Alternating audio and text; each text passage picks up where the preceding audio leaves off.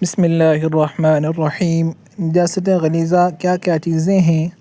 نجاست غلیظہ آدمی کے بدن سے جو ایسی چیز نکلے جس سے وضو یا غسل جاتا رہے وہ نجاست غلیظہ ہے، جیسے پاخانہ، پیشاب، بہتا خون، پیپ، منہ بھر کے، حیض و نفاس و استحاضہ کا خون، منی، مزی، ودی، دکھتی ہوئی آنکھ کا پانی، ناف یا پستان کا پانی جو درد سے نکلے، اور خشکی کے ہر جانور کا بہتا خون، خواہ حلال ہو یا حرام، حتیٰ کہ گرگٹ چھپکلی تک کا خون، اور مردار کی چربی، مردار کا گوشت، اور حرام چوپائے جیسے کتا، بلی، شیر، چیتا، لومڑی، بھیڑیا، گیدڑ، گدھا، کھچر، ہاتھی یا سور، ان سب کا پاخانہ، پیشاب، اور گھوڑے کی لید، اور ہر حلال چوپائے کا پاخانہ جیسے گائے بھینس کا گوبر، بکری اور اونٹ، نیل گاؤ،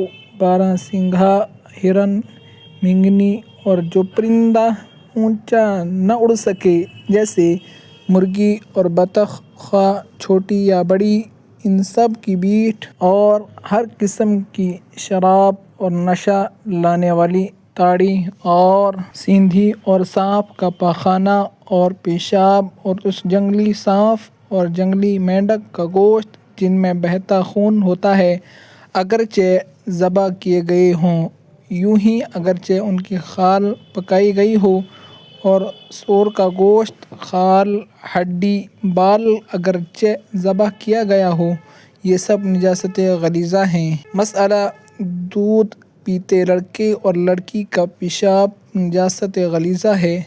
یہ جو عوام میں مشہور ہے کہ دودھ پیتے بچے کا پیشاب پاک ہے، یہ بالکل غلط ہے۔ مسئلہ شیر خور بچے نے دودھ کی قے کی اگر منہ بھر ہے تو نجاست غلیظہ ہے۔ مسئلہ چھپکلی اور گرگٹ کا خون نجاست غلیظہ ہے۔ مسئلہ ہاتھی کی سونڈ کی رطوبت اور شیر، کتے، چیتے اور دوسرے درندے چوپائیوں کا لعاب نجاست غلیظہ ہے۔